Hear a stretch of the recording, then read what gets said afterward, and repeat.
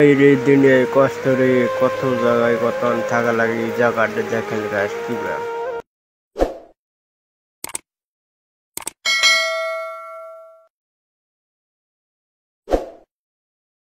Hello guys, আশা করি ভালো আছেন। আমি আইলাম একটা দ্বিতীয় ভিডিওতে আপনাদের সামনে। ঈদ মোবারক হিসাবে আমি দ্বিতীয় ভিডিওতে আপনাদের সামনে ব্লগ আমি নিয়ে আইলাম। এটা মানে আমি ঈদের কারণে ঘুরবার নিয়ে গেছিলাম এক জায়গায়। ভাবলাম যে অল্প দর্শক করে যাই হোক একটা ব্লগ ভিডিও বানাবে যাতে দর্শকটা ভালো পাবো। গাইস, এই জায়গায় মানে আমি একটা কাহিনী নিয়ে এলাম।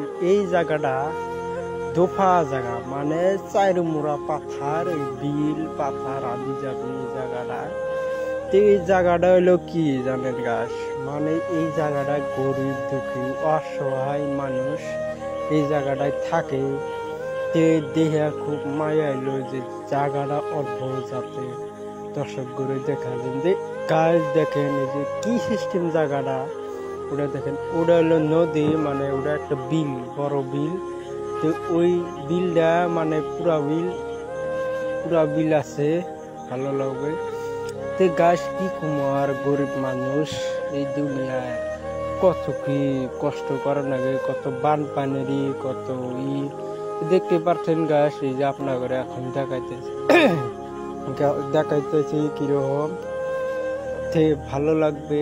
মানে ওটা হলো বিলের কান্ডা, এটা এমরা দেখতে মানে জায়গাটা এই সিস্টেম, মানে এই জায়গাটায় পুরা ভর্তি আবাদ হয়, মানে পুরা ইরি ধান শালি ধান গাড়ে তোফা জায়গা, কিন্তু ধান ডাইলো গাড়ে পুরা ফাটাফাটি ধান হয় আপনাদের চাষ হিসাবে যে। গাছ এই জায়গাটায় দোফা থাকে, অল্প উন্নতি আছে। দেখেন কি সিস্টেম জায়গা, এই সিস্টেম হলে জায়গা। এই যে পুরা বাড়িঘর আপনাদের অল্প জুম করে দেখাবো, দেখিনি।